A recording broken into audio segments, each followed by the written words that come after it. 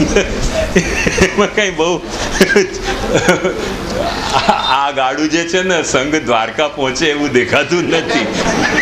તો જે પહોંચશે એનું જ પહોંચશે. એટલે બહુ ચિંતા નહીં કરવી આવી બધી બાબતોની. જે આપણે ચિંતા કરવી એ શ્રી મહાપ્રભુજીના ઉપદેશો પ્રત્યે વફાદારીની ચિંતા કરવી. હવે કોણ પટકશે ને કોણ તોડશે ને કોનું તૂટશે એ બધી ગરમીની વાતો છે. એમાં કંઈ બહુ સાર નથી. આપણે આપણા ઠાકોરજીની આપણા ઘરમાં બિરાજતા સ્વરૂપની પ્રત્યે વફાદારી રાખીએ, મહાપ્રભુના સિદ્ધાંતને સમજીને અનુસરીએ, તેમાં જ આપણું સાચું કલ્યાણ છે. મને લાગે છે અહીંયા રાખીએ. બીજું કંઈ તમારે પૂછવું હોય તો પૂછી લો, નહીં તો મને લાગે રહી ગયો. સોરી.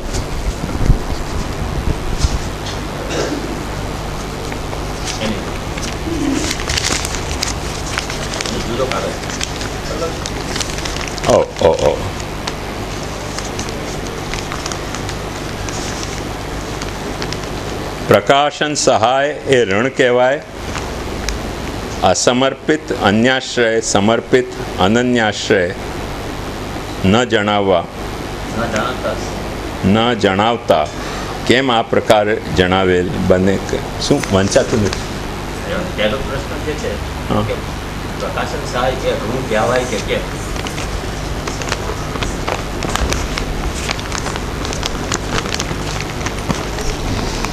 જો તમને એક અમારા ઘરની હકીકત સંભળાવું. અમારા દાદાજીએ એક મોબાઈલ ડિસ્પેન્સરી ચલાવી હતી. મોબાઈલ ડિસ્પેન્સરી એટલે ઘૂમતો ફરતો દવાખાનો. એ મુંબઈની આસપાસ 50-60 માઇલમાં એ દવાખાનું ફરતું ને હવે ચાલુ કર્યા પછી દાદાજીને એના દવાઈનો ખર્ચ, એના ડૉક્ટરના મેન્ટેનન્સનો ખર્ચ ઘણું બધું આવતું હતું અને કોઈક વખતે પહોંચાતું, કોઈક વખતે ન પહોંચાતું. એટલે દાદાજીએ જે એમના ઓળખીતા વૈષ્ણવ હોય કે અવૈષ્ણવ હોય ઘણા બધા પાસેથી જઈને દાદાજી શું કહેતા કે ભાઈ મને થોડોક આટલા ઉછીના આપો, આ વખતે મારે આ મોબાઈલ ડિસ્પેન્સરીના બજેટમાં આટલો ફરક પડ્યો છે. તો એ લોકો દાદાજીને આપતા રૂપિયા.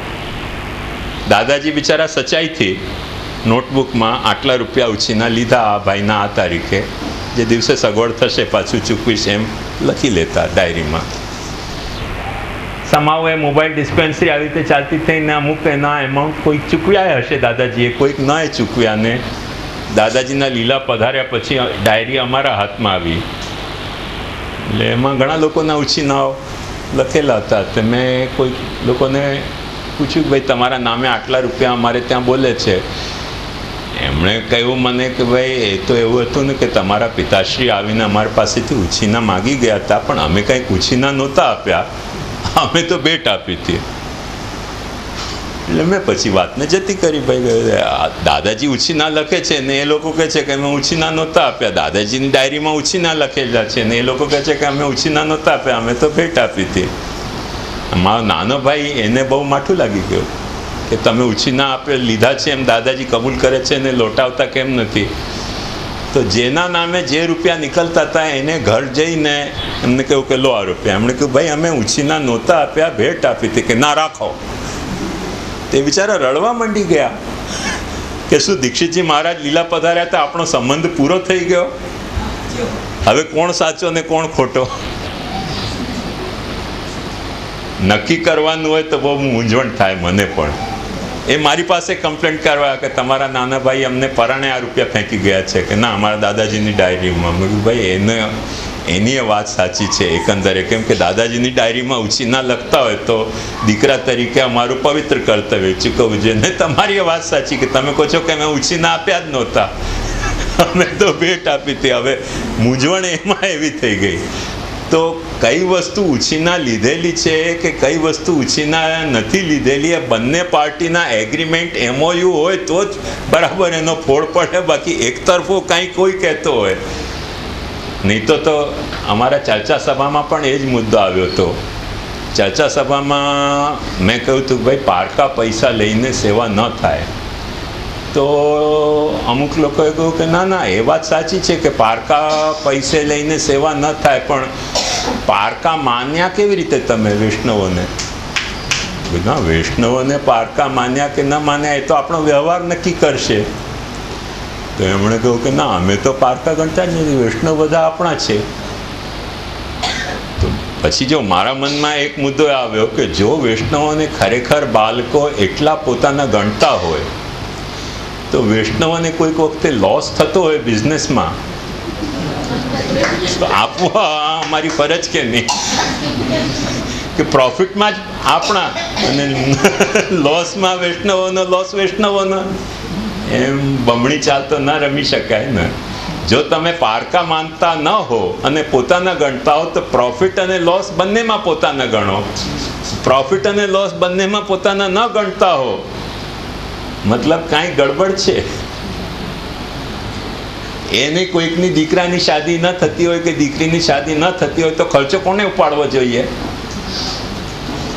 તમારી ઠાકોરજીની સેવા તમે ન કરી શકતા હો તેથી વૈષ્ણવોથી તમે પૈસા લો છો અને એમ કહો છો કે વૈષ્ણવોને પારકા ગણવા જ ના જોઈએ. તદ્દન સાચી વાત છે, વૈષ્ણવ પારકા નથી. પછી જેમ તમારા ઠાકોરજીની સેવા તમારી ભેટથી નથી તમે નભાવી શકતા તો તમે વૈષ્ણવોને પારકા ગણ્યા વિના એમના પૈસા સેવામાં લઈ લે છો. કોઈ વૈષ્ણવની દીકરીની શાદી ન થતી હોય કે પૈસાની એને ખેંચ હોય તો એની દીકરીની શાદીમાં પાછો તમારે તો આપવો જોઈએ કે નહીં? હવે તમે કહો આ દીકરીની વાત સંસારની છે, લૌકિક છે, અલૌકિકની વાત કરો પુષ્ટિ માર્ગમાં. ઓલ રાઈટ, ચાલો આપણે અલૌકિકની વાત કરીએ. કોઈક વૈષ્ણવ પોતાના ઘરમાં ઠાકોરજીને એવા નેક ભોગ રાગથી સેવા ન કરી શકતો હોય તો એને ત્યાં તમે 56 ભોગ કેમ નથી કરાવતા? ફક્ત પોતાના ઠાકોરજીને ત્યાં 56 ભોગમાં પારકા પૈસા લેવા?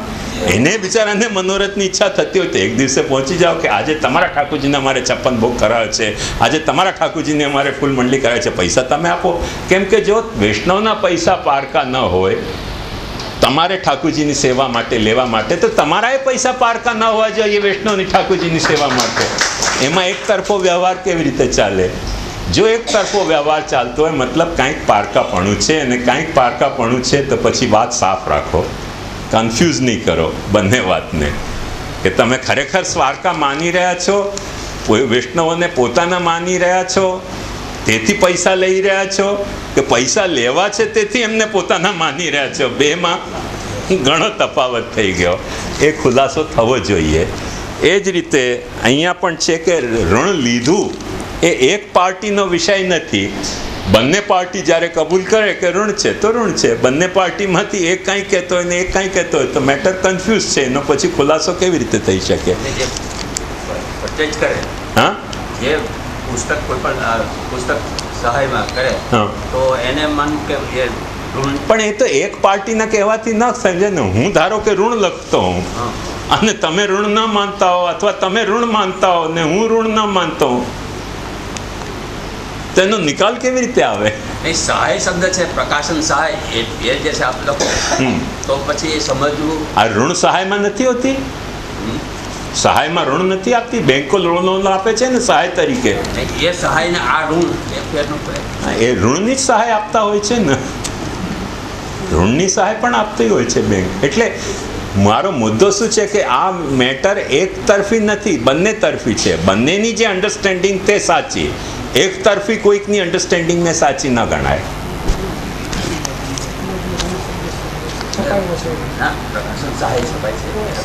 અરે ભાઈ, સહાય હોય કે ઋણ હોય, બંને વસ્તુ.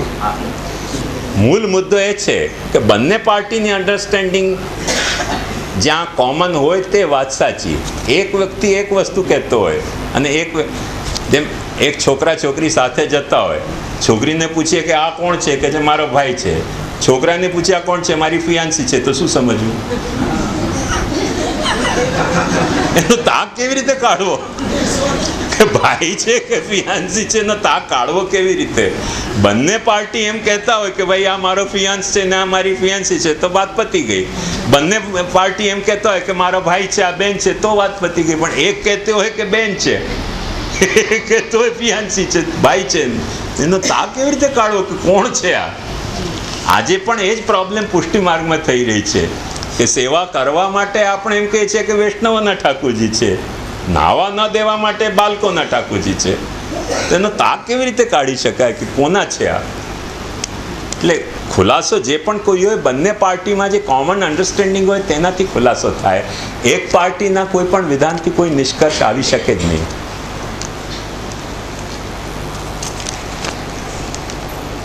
પછી શું છે? અસમર્પિત, અન્યાશ્રય અને અન્યાશ્રય બે શબ્દો ઉપર મહાપ્રભુ જે બે ગ્રંથ અસમર્પિત અને અન્યાશ્રય. હા, સામાન્ય રીતે જે છે એ આજ્ઞા જે છે કે ઉપદેશ આપતો હોય એ હકારાત્મક હોય, આ નિષેધ હોય એવું આમ ભાર મૂકતો હોય આ બે શબ્દો.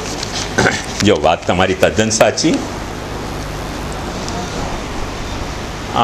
મૂળ મુદ્દો એ છે કે હકારાત્મક અને નકારાત્મક એમાં જેટલો મોટો આપણે ભેદ માન્યો છે એ ખરેખર ક્યાંય પણ ભેદ એટલો મોટો નથી. વ્યાવહારિક ભેદ હોય છે હકારાત્મક અને નકારાત્મકનો. જેમ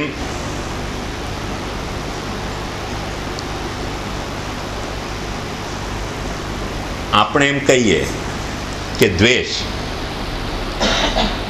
એટલે શું? જેનામાં આપણને રાગ ન હોય તેનામાં આપણને દ્વેષ હોય, એને લગાડો, અદ્વેષ. તો એ હકારાત્મક થયો કે નકારાત્મક? અદ્વેષ લગાડ્યું પછી હકારાત્મક કેવી રીતે? દ્વેષ નથી, રાગ છે એવું ક્યાં સિદ્ધ થયું? હું લદ્દાખ ગયો ને, એ ત્યાંના જે આપણા જેમ તિલકાયત મહારાજ છે એમ બુદ્ધમતના જે તિલકાયત મહારાજ ત્યાંના, એમને મળવા ગયો. એ કંઈક વ્યસ્ત હતા. મેં કીધું લાવ થોડીક વાર મઠ જોઉં શું છે. બધા બકરાઓ મરેલા લટકેલા હતા. બકરાઓ આવી રીતે મારી મારીને લટકાવી રાખ્યા છે, અને પાછું અહિંસા પરમો ધર્મ. મારું ભેજું ફરી ગયું. મેં કીધું આ છે શું લીલા? એટલે જ્યારે મુલાકાત અમારી થઈ તે વખતે મેં પૂછ્યું કે એમ તો તમે પણ અહિંસા ઉપર આટલું ભાર આપો અને નીચેના ચેમ્બર તો બધા મરેલા બકરાઓ લટક્યા છે. એમણે મને બહુ સારી વાત કહી. વાત તમારી તદ્દન સાચી, પણ આ તો હવે રોડ બન્યા એટલે અમને બધો અનાજની સપ્લાય હવે થવા માંડી. અમારે ત્યાં તો કશું આવતું જ નહોતું ને ઠંડીના દિવસોમાં બરફથી બધા રસ્તા બંધ થઈ જાય તો ન કોઈ નીચે જઈ શકે ને કોઈ ઉપર આવી શકે. તો અમે ખાઈએ શું? મરી તો ન જઈએ ને બુદ્ધ ધર્મ પાલવા માટે. એટલે બકરા પાલતા હતા. પણ અમારે ત્યાં મનાય છે કે ખાવા માટે મારવાની. એટલે એક અતિથિ આવે તો એક બકરાને ઠેકાણે 2 બકરા મારી દે. એક અતિથિ જેટલો ખાય એટલું એ ખાય, બાકી બચેલું પછી અમે ખાઈએ. હવે હિંસા કે અહિંસા? માણસની પરિસ્થિતિની લાચારી છે. એમણે સ્વીકાર્યું કે અમે ખરાબ માનીએ છીએ, પણ કરીએ શું? કોઈ ઉપાય નથી. એટલે લગાડવાથી દરેક વખતે નકારાત્મક કે હકારાત્મક થઈ જતું હોય છે એવું માની લેવાનું કોઈ કારણ નથી. દરેક કોન્ટેક્સ્ટમાં એનો આપણે અમલબજાવણી કેવી રીતે કરી રહ્યા છે, એ જો અહિંસાની અમલબજાવણી કરી રહ્યા છે ઉપર, પણ એક અભિગમ અહિંસાની અમલબજાવણીનો અને જૈન લોકોનો અભિગમ અહિંસાની અમલબજાવણીનો કે મધ પણ ન ખાય, બટેટા ન ખાય. એક આપણો અભિગમ કે ના, મધ ખાઈ શકાય, બટેટા ખાઈ શકાય, પણ જાનવર ન ખાઈ શકાય. એક ત્રીજો અભિગમ કે પોતાને ખાવા માટે મારી ન શકાય, પણ મરેલા માણસ જાનવરને ખાઈ શકાય. તો ત્રણેય વસ્તુમાં અહિંસા પરમો ધર્મ. આજે જૈન અને બૌદ્ધો કહે છે કે અમારો મોટો સિદ્ધાંત છે. તમે મહાભારતમાં જુઓ, અહિંસા પરમો ધર્મ લખેલું છે. વાક્ય મહાભારતનું છે, અહિંસા પરમો ધર્મ. આ કંઈ જૈન મતનો મોનોપોલીનો સિદ્ધાંત નથી. પણ મહાભારત જેમાં મોટી હિંસા થઈ તેમાં અહિંસા પરમો ધર્મ લખેલું છે. તો એક આપણો અહિંસાનો અભિગમ, એક જૈનોનો અહિંસાનો અભિગમ, એક બૌદ્ધોનો અહિંસાનો અભિગમ. ત્રણેય ઠેકાણે અહિંસા જ છે, પણ એનો અભિગમ અમલબજાવણીના જુદી જુદી રીતે હોઈ શકે ને. એક તમને સામાન્ય વાત કહું, ખ્યાલમાં આવશે કે વાઘ કોઈ દિવસે સંઘરીને શિકારને નથી રાખતો. આજે ભૂખ લાગી, આજે શિકાર થયું તો થયું, નહીં તો ભૂખો રહેશે, પણ સંઘરીને નહીં રાખે. ચીતો જે હોય ને, ચીતાને તમે શું કહો? ચીતો ચીતો ભૂખ ન લાગી હોય તોય મારે એને સંઘરીને રાખે પાછો, એક એવો. એટલે ગાંધીજીએ એક બહુ સુંદર વાત કહી હતી તે જમાનામાં કે પૃથ્વી પાસે એટલી સામર્થ્ય છે કે દરેક માણસનું પેટ ભરી શકે, પણ પૃથ્વી પાસે એટલી સામર્થ્ય નથી કે દરેકનું ભંડાર ભરી શકે. પૃથ્વી આપણી માતા છે, એના ઉપર જન્મેલા દરેકનું પેટ ભરી શકે એટલું સામર્થ્ય અનાજ આપવાનું વસુંધરા પાસે છે, પણ એટલું સામર્થ્ય નથી કે દરેક વ્યક્તિ જો સંગ્રહખોરી કરવા માંડે તો દરેકના ભંડાર ભરી શકે એટલું સામર્થ્ય પૃથ્વી પાસે નથી. તો દરેકના અભિગમ જુદા જુદા હોય છે. કોઈ સંગ્રહખોર હોય છે, કોઈ સંગ્રહખોર નથી હોતા. હવે તો શું આપણે કહી શકીએ? એટલે દર વખતે એમ નહીં સમજી લેવાનું કે અસમર્પિત અને અનન્યાશ્રય કહ્યું તો એ નેગેટિવ જ થયો. કેમ કે મેં પ્રવચનની શરૂઆતમાં તમને કહી દીધું હતું કે નેગેટિવ અને પોઝિટિવમાં જે ભેદ છે એ ભેદ ફક્ત એક પાસાના બે સાઈડનો ભેદ છે.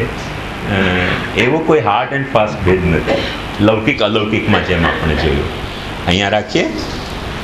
દૃઢયન ચરણ કેરો ભરોસો, દૃઢયન ચરણ કેરો, શ્રી વલ્લભ નખચંદ્ર છટાબિન, સબ જગમાં જ અંધેરો ભરોસો, દૃઢયન ચરણ કેરો, साधन और नहीं आकली में जासो